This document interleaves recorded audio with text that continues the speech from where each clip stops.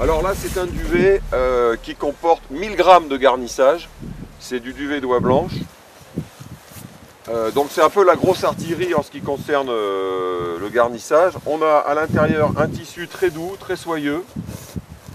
Donc c'est très confortable.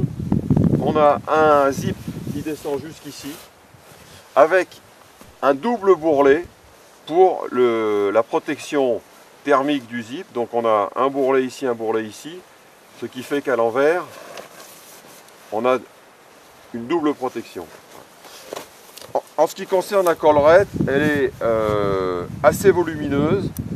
Elle se règle d'abord par un scratch, c'est-à-dire qu'ici, au niveau du détail, on vient la scratcher et ensuite il y a le cordon de réglage. Il reste un petit espace ici qui est compensé par le réglage de la capuche. Voilà. Donc ça, c'est un duvet qui va peser un petit peu lourd puisqu'on est au-delà de 1600 grammes, mais il y a 1000 grammes de garnissage.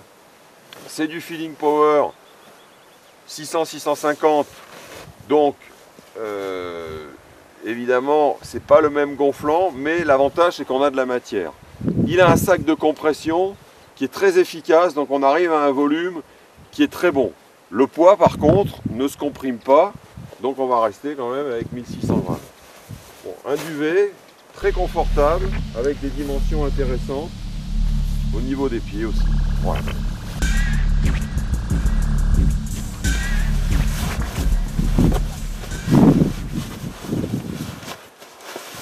Alors le duvet pisse d'huile, c'est un duvet qui est relativement volumineux, mais on va voir que grâce à la fois à la compressibilité quand même du duvet d'oie blanche et à un très bon sac, une très bonne conception du sac de compression, on arrive à un volume final qui est pas mal du tout. Donc voilà ce que ça donne quand ce n'est pas comprimé, pas encore comprimé. Ensuite on a ces sangles là. Donc là on a vraiment un système de compression. Voilà, là j'arrive à peu près. On peut encore forcer un peu plus, mais voilà. Donc ça c'est quand même quelque chose de tout à fait correct.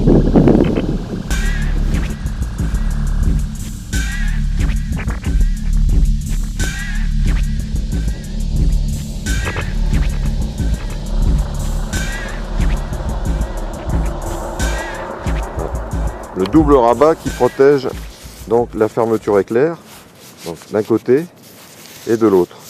Alors ça, c'est vraiment très appréciable parce que dans n'importe quelle position où on se trouve, la fermeture éclair est protégée. Voilà, les deux rabats. Alors, la collerette, avec ici le tanka de réglage. Donc cette collerette, elle est bien proportionnée, voilà, il y a du gonflant, elle est grande, elle vient se scratcher, ici on les scratch, elle vient se scratcher comme ça, voilà, pour former l'espace, etc.